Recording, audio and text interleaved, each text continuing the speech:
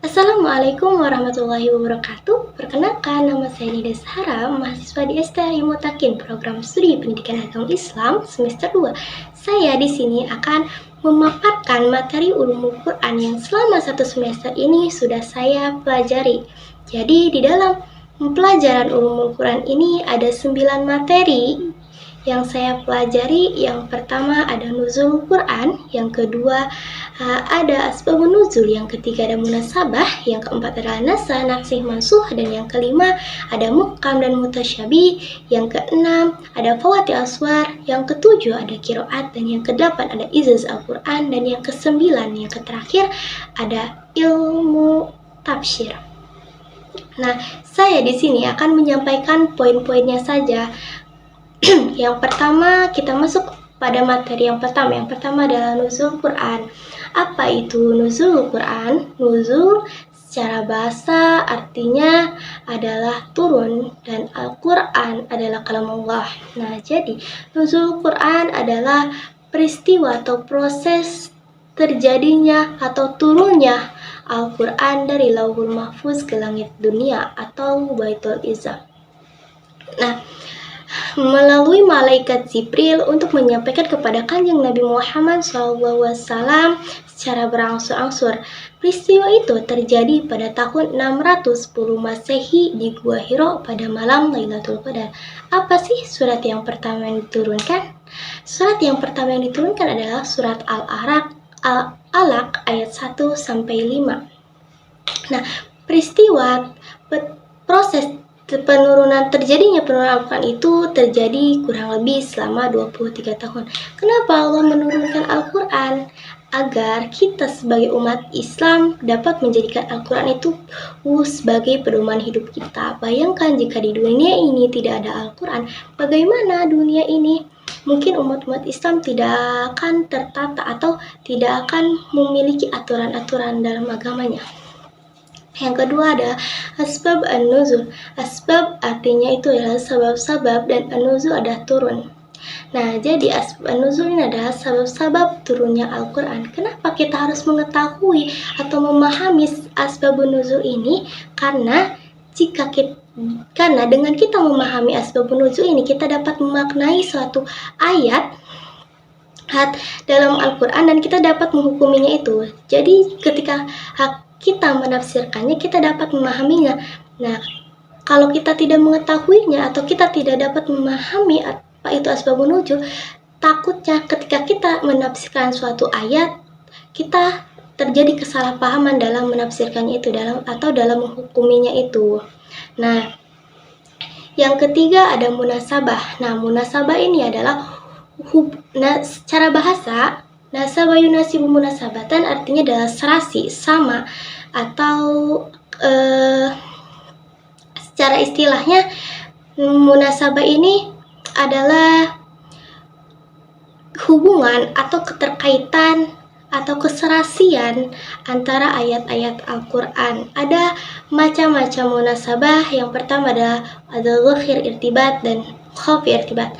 Nah, zahir irtibat itu adalah hubungan ayat-ayat itu jelas. Jadi zahir itu jelas. Jadi dengan kita membacanya saja, jadi kita mengetahui bahwa ayat tersebut itu serasi gitu atau berhubungan. Sedangkan yang khafi irtibat itu hubungannya itu samar, jadi kurang jelas. Jadi ketika kita membaca maknanya kita tidak kurang memahami, jadi tidak jelas, samar. Jadi kita tidak mengetahui apa maksudnya gitu. Jadi dia tidak serasi atau tidak berhubung. Selanjutnya, yang materi keempat adalah nasakh, nasikh, mansuh. Nah, nasakh ini adalah artinya hukum penggantian ayat lama dengan yang baru. Sedangkan nasikh adalah ayat lama yang mengganti hukum baru. Sedangkan mansuh ini adalah ayat lama yang hukumnya itu telah dibatalkan. Contohnya adalah pada zaman dahulu nikah mut'ah itu diperbolehkan. Tetapi setelah turunnya ayat An-Nisa setelah turunnya surat An-Nisa ayat 24, dinasakanlah itu ayat yang dulu. Jadi sekarang nikah mut'ah itu hukumnya diharamkan. Nah, yang kelima adalah muhkam dan mutasyabih. Apa itu muhkam dan mutasyabih? Muhkam adalah ayat yang maknanya itu jelas dan kita tidak perlu menafsirkan ayat tersebut. Sedangkan mutasyabih itu kebalikannya. Jadi mutasyabih itu ayat itu maknanya samar. Jadi kita butuh penafsiran untuk mengetahui, untuk mendalami maksud dari surah tersebut atau dari ayat tersebut. Itu contoh dari muhkam itu surat Al-Ikhlas yang artinya Allah tidak beranak dan tidak pula diperanakan. Jadi dengan kita membacanya saja kita sudah mengetahui maksud dari ayat tersebut, bahwa Allah itu tidak mempunyai anak dan juga Allah itu tidak melahirkan dan juga tidak dilahirkan. Jadi seperti itu. Oke. Baik, kita akan melanjutkan kepada materi yang keenam, yaitu Fawati Aswar. Nah, Fawati Aswar ini adalah huruf-huruf pembukaan atau disebut dengan al-muqatta'at. Nah, jadi dalam surah-surah Al-Quran ada pembukaan surah itu yang maknanya itu hanya Allah saja yang mengetahui. Jadi kita manusia tidak mengetahui pasti apa itu artinya. Contohnya seperti Alif Lam Mim pada surah Al-Baqarah, Ali Imran, terus As-Sajdah. Jadi Alif Lam Mim itu Alif, Lam, dan Mim itu satu-satu. Jadi satu huruf. Jadi kita tidak mengetahui maknanya itu apa. Jadi hanya Allah saja yang mengetahuinya. Dan yang ketujuh adalah qiraat. Apa itu qiraat? Qiraat itu adalah ragam bacaan yang disahkan secara mutawatir, seperti Hafs an Asim dan juga Warsh an-Nafi. Contohnya itu perbedaan dalam panjang dan pendeknya bacaan, seperti dalam surah Al-Fatihah, seperti Maliki atau Maliki Yaumiddin.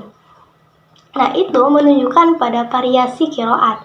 Lalu ada juga yang ke-8, materi ke-8 adalah ijazah Al-Quran. Nah, ijazah Al-Quran ini keistimewaan dalam mukjizat Al-Quran yang tidak dapat ditiru oleh manusia, baik dari